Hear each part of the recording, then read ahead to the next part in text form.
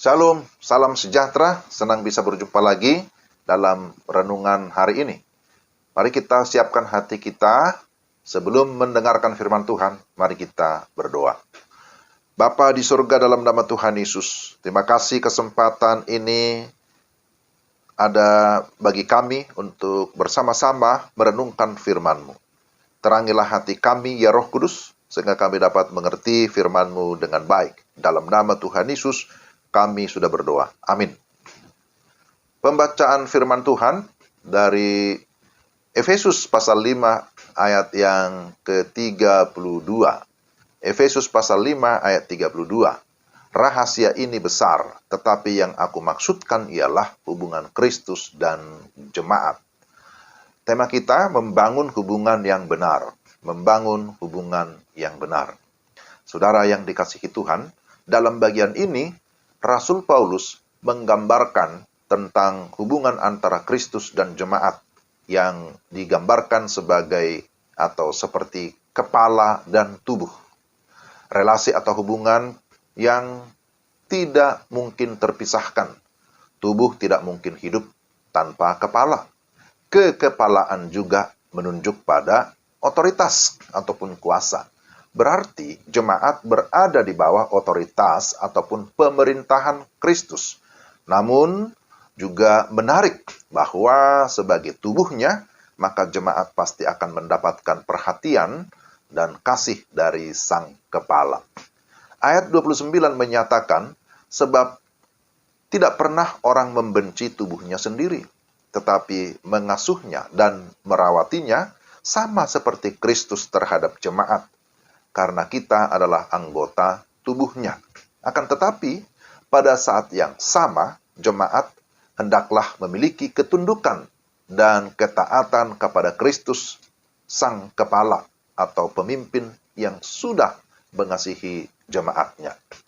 Saudara-saudara yang dikasihi Tuhan, relasi yang benar dengan Kristus, maka akan menghasilkan relasi yang benar pula di dalam kehidupan praktis, dalam kehidupan sehari-hari. Pertama, hubungan suami istri. Hai istri, tunduklah kepada suamimu, seperti kepada Tuhan. Karena suami adalah kepala istri, sama seperti Kristus adalah kepala jemaat. Jadi kita lihat bahwa ketundukan haruslah karena kasih dan kepada kekasih. Bukan ketundukan kepada preman, bukan kepada yang lain. Demikian juga, hai suami, kasihilah istrimu sebagaimana Kristus telah mengasihi jemaat dan telah menyerahkan dirinya baginya. Hubungan yang saling melengkapi dan saling membangun terlihat dalam hubungan antara suami dan istri.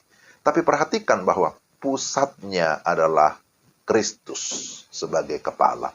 Yang kedua, hubungan orang tua dan anak. Disebutkan di sini anak-anak taat pada orang tua dan juga menghormati orang tua supaya kamu berbahagia dan panjang umurmu di bumi. Sebaliknya, orang tua hendaklah mengasihi dan mendidik anak-anak dalam ajaran dan nasihat Tuhan. Jadi jelas di sini, baik orang tua maupun anak-anak semuanya harus berpusatkan kepada Tuhan. Yang ketiga, hubungan tuan dan hamba atau antara bos dan juga bawahan, antara pemimpin dan karyawan. Hamba-hamba hendaklah taat kepada tuannya dan bekerja dengan tulus hati seperti untuk Tuhan. Tuan-tuan hendaklah memperlakukan hambanya dengan baik. Jangan menekan ataupun mengancam. Ingatlah bahwa Tuhan senantiasa mengawasi seluruh kehidupan kita, baik sebagai tuan maupun sebagai hamba, sebagai pemimpin maupun sebagai karyawan. Jadi kita lihat bahwa semuanya harus berpusat kepada Tuhan. Yang keempat, hubungan dengan sesama. Oleh sebab itu, hendaklah kita membangun relasi yang baik dan benar terhadap sesama manusia dimanapun kita berada. Di rumah ataupun di luar rumah, di gereja ataupun di tempat kerja, di tengah-tengah lingkungan sosial masyarakat, dimanapun kita berada. Tetap ingat bahwa kita punya kepala.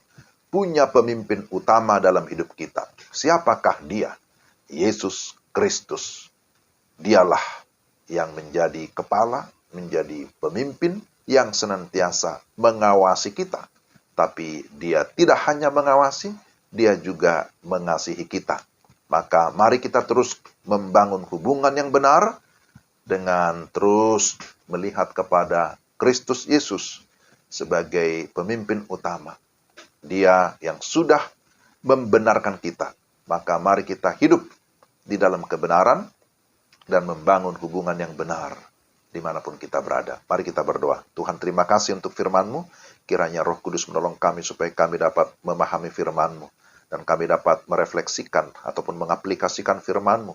Bagaimana kami membangun relasi atau hubungan yang benar. Baik secara vertikal dengan Tuhan maupun secara horizontal dengan sesama. Dimulai dari keluarga kami, demikian juga dengan orang-orang yang ada di lingkungan kerja, bahkan dengan siapa saja. Tuhan memimpin kami supaya kehidupan kami dapat menjadi berkat. Dalam nama Tuhan Yesus. Amin. Demikian renungan kita. Tuhan memberkati saudara-saudara sekalian. Shalom.